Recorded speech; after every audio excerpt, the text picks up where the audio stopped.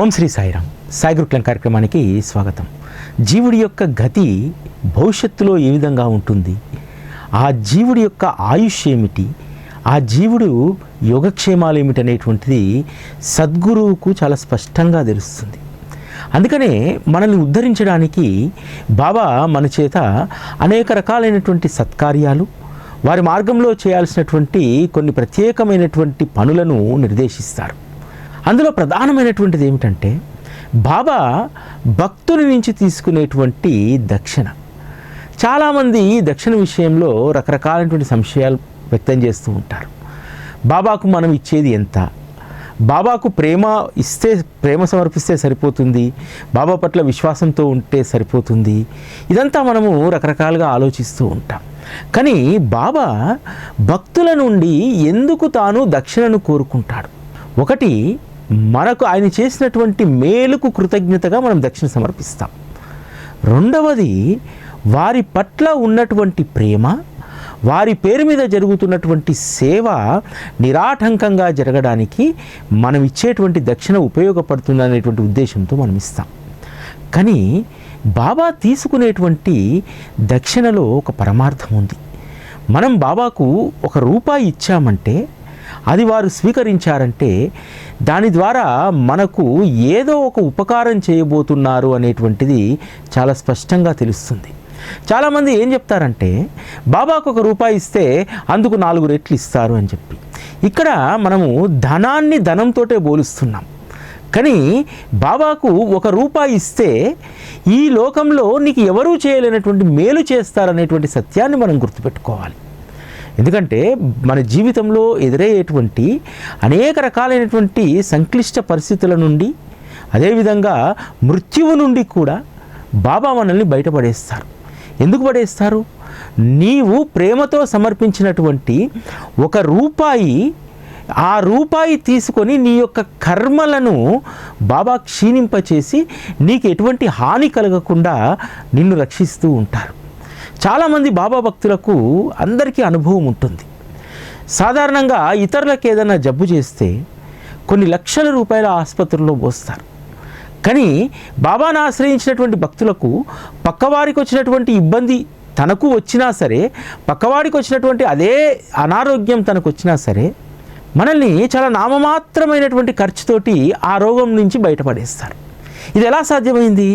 ఇతరులేమో లక్షలు దారబోసారు, మనమేమో ₹1000 బయటపడ్డాం.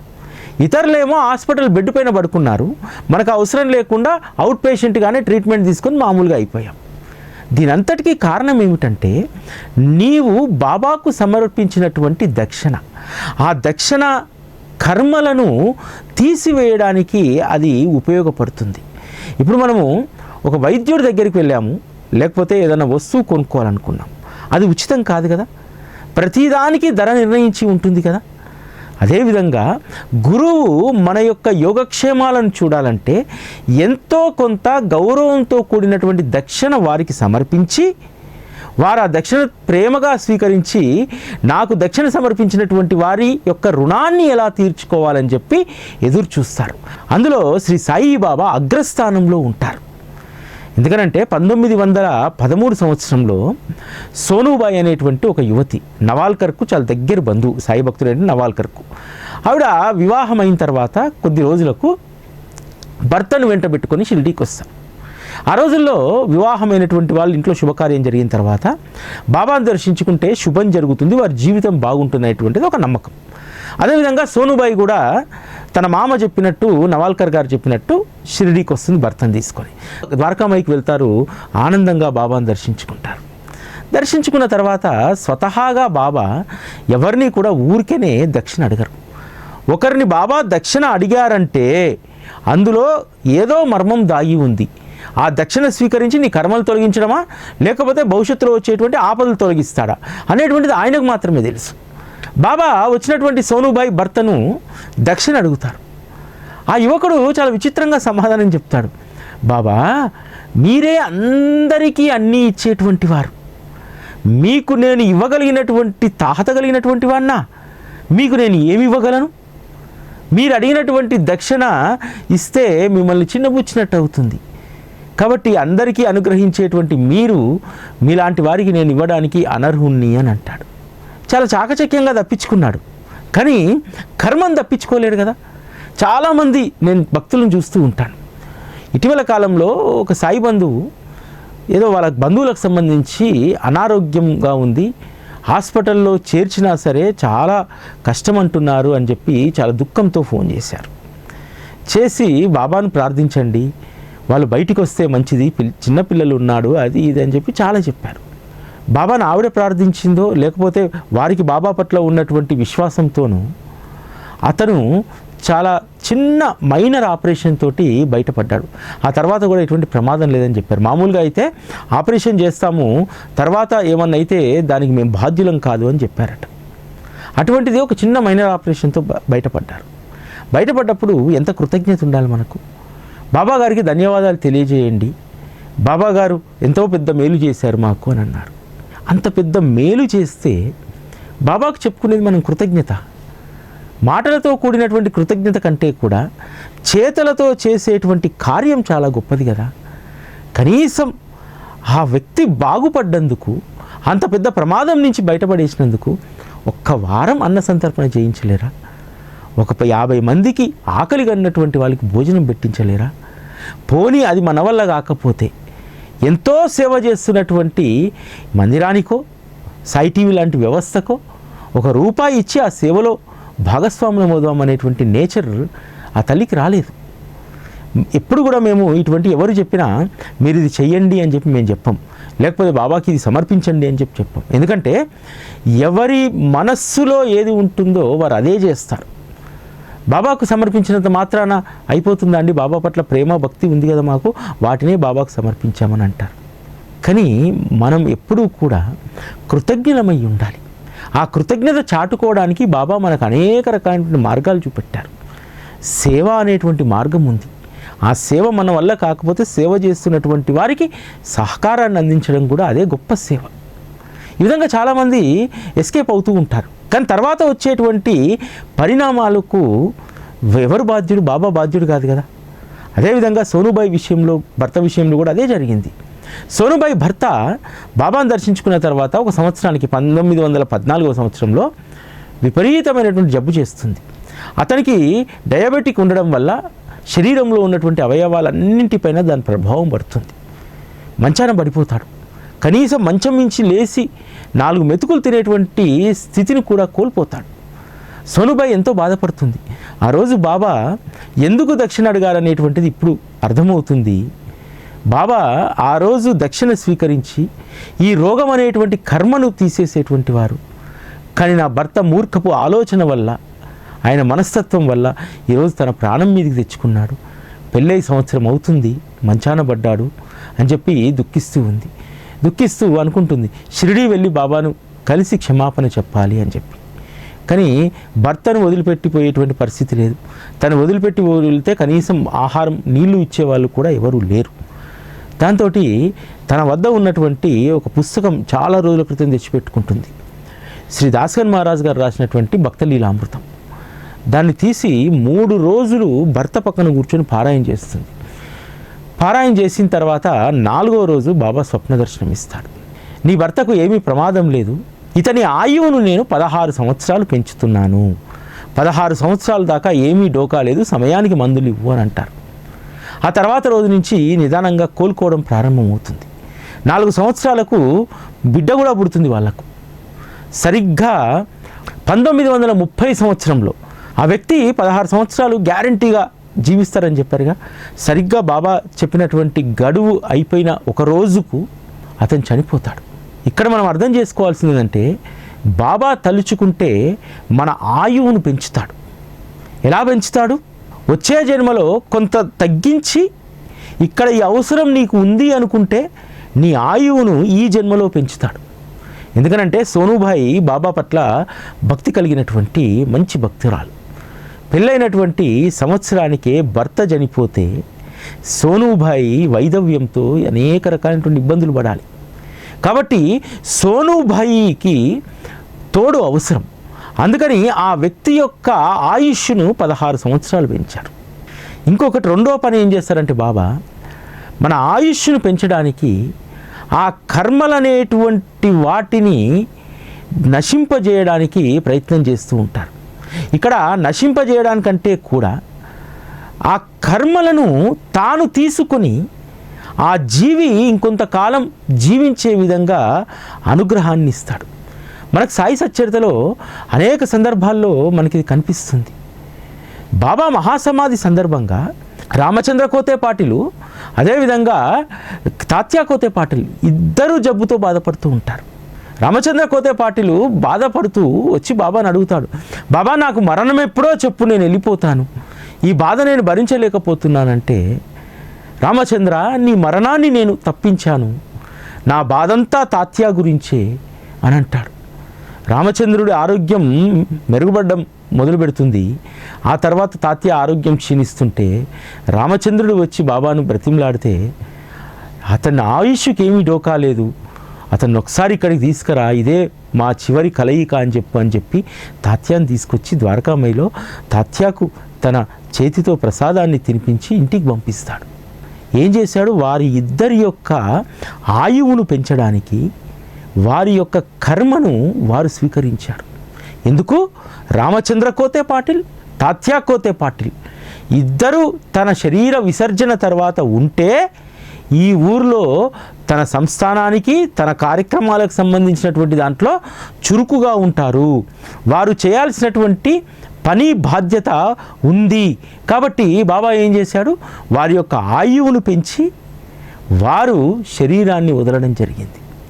అంతేకాదు, బాబా ద్వారకామయిలో ఉన్నటువంటి రోజుల్లో చాలా సందర్భాల్లో బాబాకు ఆస్తమా వచ్చేది. అదేవిధంగా దోసెళ్ళు తెమడ వాళ్ళు కక్కేటువంటి వారు బాబా. ఎందుకు? బాబాకు ఏ అనారోగ్యము ఉండదే. ఒకవేళ ఆస్తమా వచ్చినా దగ్గుతూ దోసెళ్ళు తెమడ ఉంచిన బాబా శరీరంలో మాత్రం ఏ మార్పు లేదు. ఏ రోజు భిక్షకు వెళ్లకుండా ఉండలేదు, ఏ రోజు ఇంటికి వెళ్లకుండా ఉండలేదు, ఏ రోజు చావుడికి వెళ్లకుండా ఉండలేదు. దీనికి కారణం ఏమిటి? అనేక సందర్భాల్లో బాబా భక్తులకు ఉన్నటువంటి ఆ రోగపీడలను తాను తీసుకొని దాన్ని అనుభవిస్తూ ఉంటారు కదా. బాబా వద్దకు ఎంతో శ్రేష్టమైనటువంటి వ్యక్తిత్వం కలిగినటువంటి దురందరే సోదరులు వస్తారు కదా. బలరాం దురందరేకు విపరీతమైనటువంటి ఆస్తమా, చలికాలంలో ప్రాణం పోతున్నట్టుగా ఉంటుంది. అటువంటి దురందరేకు చిలుమిచ్చి పీల్చి ఆ యొక్క ఆస్తమాను పూర్తిగా తొలగిచ్చేస్తాడు కదా. ఆస్తమా తొలగిపోయిన తర్వాత ఎంతో సుఖంగా జీవిస్తూ ఉంటాడు కదా. మరి ఆస్తమాను ఎవరు అనుభవించారు? బాబా అనుభవించాడు ఆస్తమా. అదేవిధంగా నీ రోగాన్ని నేను ఇంతకాలం అనుభవించాను, శరీరం వదిలేసేటప్పుడు అన్నింటినీ పక్కన పెట్టాలి కాబట్టి ఆ ఆస్తమా మళ్ళీ నీకు తిరిగి ఇచ్చానని చెప్పడానికి అప్పటి వరకు ఏ రోజు కూడా ఆస్తమా ద్వారా దమ్ము రానటువంటి దురందరేకు బాబా మహాసమాధి చెందినటువంటి రోజు మళ్ళీ కొద్దిసేపు ఆస్తమా ఇబ్బంది పెట్టి ఆ తర్వాత మళ్ళీ వెళ్ళిపోతుంది. అంటే బాబా శరీరాన్ని వదిలిపెట్టేటువంటి సమయంలో దాన్ని వదిలిపెట్టడం ద్వారా దురందరే కొద్దిసేపు దాన్ని అనుభవించాడు. కానీ దురందరే బాధ తెలిసి శరీరాన్ని వదిలిన తర్వాత కూడా దురందరే యొక్క అవస్థను వారు స్వీకరించారు కదా. ఇలా ఉంటుంది బాబా యొక్క తీరు. మనం అర్థం చేసుకోవాలి. బాబా భక్తులుగా మారినటువంటి మనకు ఏం ప్రయోజనం అనంటే, ఇల్లు వచ్చింది, వాకిలి వచ్చింది, కారు వచ్చింది, చెంబు వచ్చింది, బంగారం వచ్చింది, ఇది కాదు. బాబా మనల్ని ఎంత గొప్పగా సంరక్షిస్తారనడానికి ఇటువంటి లీలలన్నీ కూడా మనము చాలా లోతుగా అధ్యయనం చేయాలి. అరే, 2 స్వప్న దర్శనాలు ఛాతి మీద కూర్చొని సన్నికళ్ళుతో రాస్తే క్షయవ్యాధి తగ్గిపోతుందా? షిరిడీ పొలిమేరల దాకా వచ్చే వరకు కూడా లీటర్ల రక్తపు వాంతులు చేస్తున్నటువంటి భీమాజీ పాటిలు కేవలం 2 స్వప్న దర్శనాలతోటి ఎలా నయమైందంటే బాబా అతని యొక్క లోపల శరీరంలో దాగి ఉన్నటువంటి దొంగను తీసుకొచ్చి తన శరీరంలో దాచుకున్నాడు. బాబా అడుగుతాడు, ఈ దొంగను ఎందుకు తీసుకొచ్చారు నా దగ్గరికి అని చెప్పి. భీమాజీ పాటిల్లో ఉన్నటువంటి క్షయ అనేటువంటి దొంగ, ఆ దొంగను పలకరించి ఆ క్షయవ్యాధి అనేటువంటి ఆ దొంగను తన శరీరంలోకి తీసుకొచ్చుకున్నారు. బాబా విపరీతంగా తగ్గేటువంటి వారు చివరి రోజుల్లో. విపరీతమైనటువంటి తెమడ ఒక్క భీమాజీ పాటిల్దే కాదు, బాబా దగ్గరికి వచ్చినటువంటి అనేక మంది భక్తుల యొక్క కర్మలను వారు స్వీకరించారు. ఎందుకంటే ఒక సద్గురువు మాత్రమే భక్తుడి కర్మలను ట్రాన్స్ఫర్ చేసుకోగలుగుతారు. మిగతా వాళ్ళు ఎవరు కూడా ట్రాన్స్ఫర్ చేసుకోలేరు. ఎందుకంటే ఆ శక్తి ఒక్క సద్గురువుకు మాత్రమే ఉంటుంది. మరి ఈరోజు బాబా పట్ల ఇంతమంది భక్తులు మరలడానికి కారణం ఏమిటి? అందరూ ధనం కోసం, సంపద కోసమేనా? కాదు. చాలామందికి అనుభవం. బాబా దగ్గరికి వచ్చిన తర్వాత పునర్జన్మనిచ్చాడు, నా రోగాన్ని అత్యంత తేలికగా తీసేశాడు, అవస్థలేనటువంటి జీవితాన్ని అనుగ్రహించారు అనేటువంటిది అందరికీ తెలుసు. అందుకనే భీమాజీ పాటిల్ లాంటి వాళ్ళు గొప్పగా అర్థం చేసుకున్నారు. బాబా కూడా ఏం చేస్తారంటే, ఒక మంచి మనస్తత్వం, ఒక సత్సంకల్పాలు ఎప్పుడూ ఒక భక్తుడి హృదయంలో ఉద్భవిస్తాయో ఆ భక్తుడిని కాపాడుకునేటువంటి బాధ్యత తాను తీసుకుంటారు. భీమాజీ పాటిలు గొప్ప దయాగుణం కలిగినటువంటి వారు. అతను ఉంటే ఊరికి మేలు జరుగుతుంది, సమాజానికి మేలు జరుగుతుంది. అంతేకాదులే భవిష్యత్ తరానికి నారాయణ స్వరూపుడిగా నన్ను ఆరాధించుకోవడానికి కావలసినటువంటి సాయి సత్యవ్రతాన్ని ఆరంభించి దాన్ని కొనసాగిస్తాడు. ఈ రోజుకి కూడా అది కొనసాగుతూనే ఉంది కదా సాయి సత్యవ్రతం.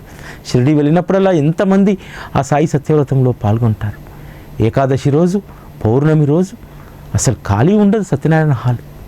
ఆ విధంగా అక్కడ సత్యనారాయణ పూజ జరుగుతూ ఉంటుంది. నారాయణ స్వరూపునిగా మనం ఈరోజు బాబాను కొలుచుకుంటున్నాం. అంటే ఒక భక్తుడి యొక్క ఆయువు పెంచాడంటే దాని వెనకాల అంతరార్థం వేరే ఉంటుంది. ఆ భక్తుడి యొక్క అవసరం ఉంది, అందుకనే ఆ భక్తుడి యొక్క ఆయువును పెంచుతారు.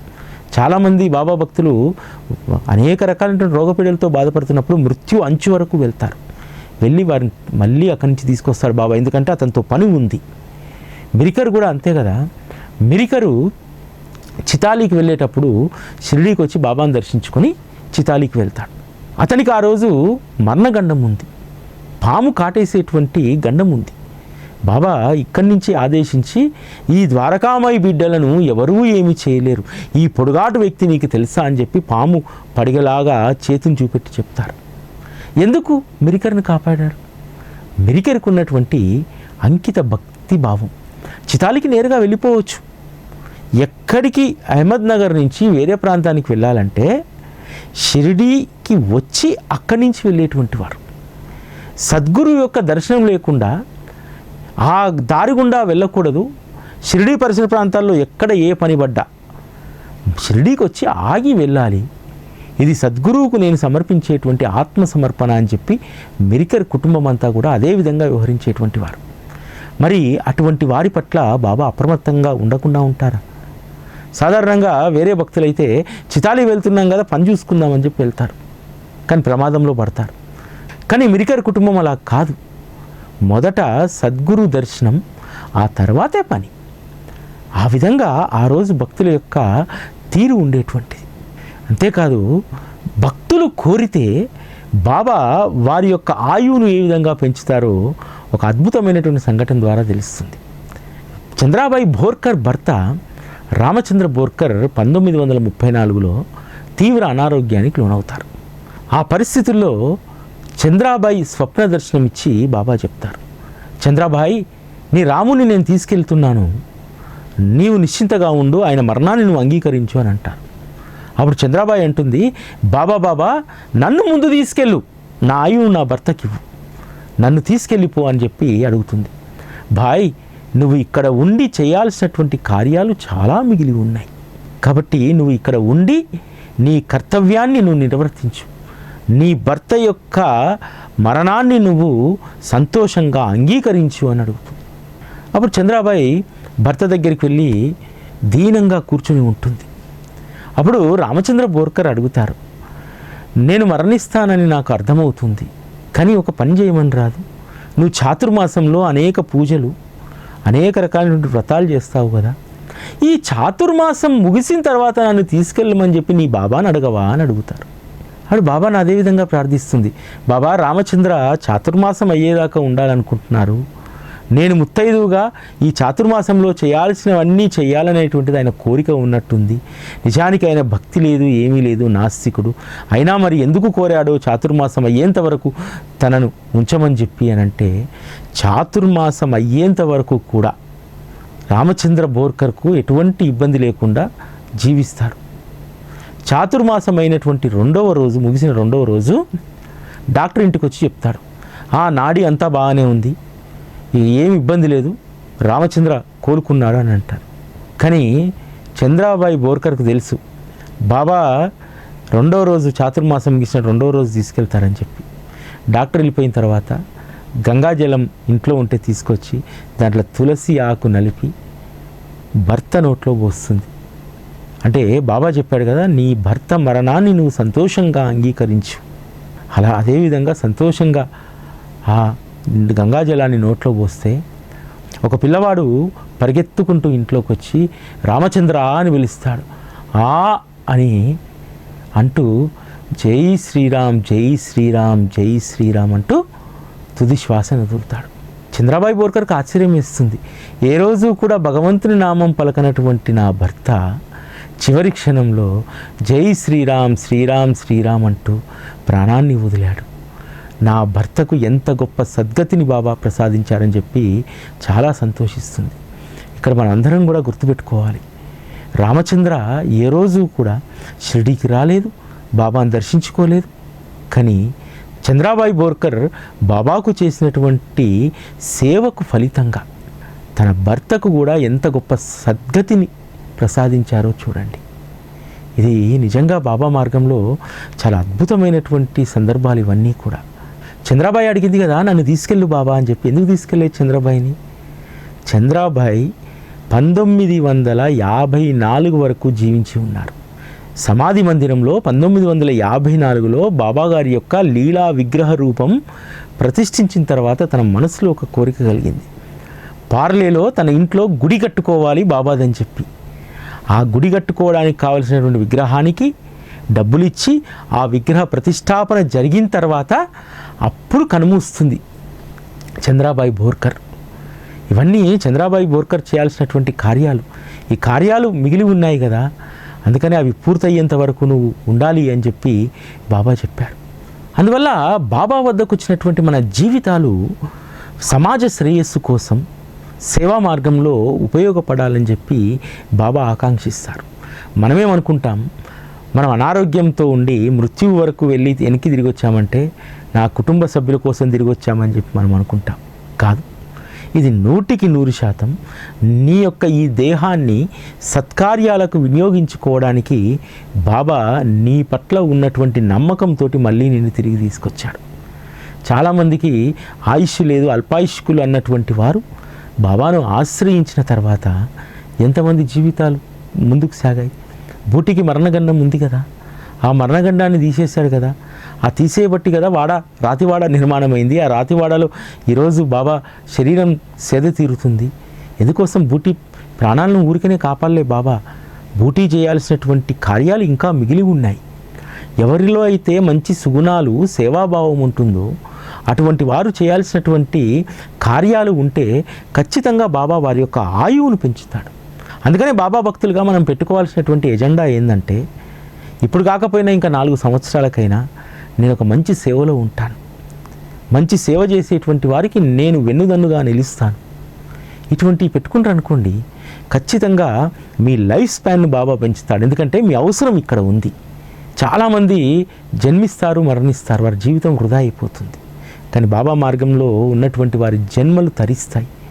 ఎందుకంటే మనం మన కోసం కాకుండా సమాజ హితం కోసం, సమాజంలో ఒక మంచిని పెంచడం కోసం మనం చేసేటువంటి సేవ నలుగురికి స్ఫూర్తి కావాలనేటువంటి దాంతో ఖచ్చితంగా ఆ ఆశయం మనకుంటుంది.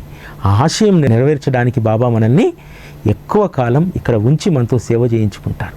బాబాను కోరుకోవాల్సింది ఇదే, బాబా ఈ శరీరాన్ని వాడుకొని ఇంకొన్ని మంచి పనులు చేయించుకో అనేటువంటిది ఎప్పుడు మనం బాబాను కోరాలి. ఇది ఈరోజు సాయి గురుకులం. మళ్ళీ రేపటి కార్యక్రమంలో కలుసుకుందాం. అప్పటి వరకు సెలవు. నమస్కారం.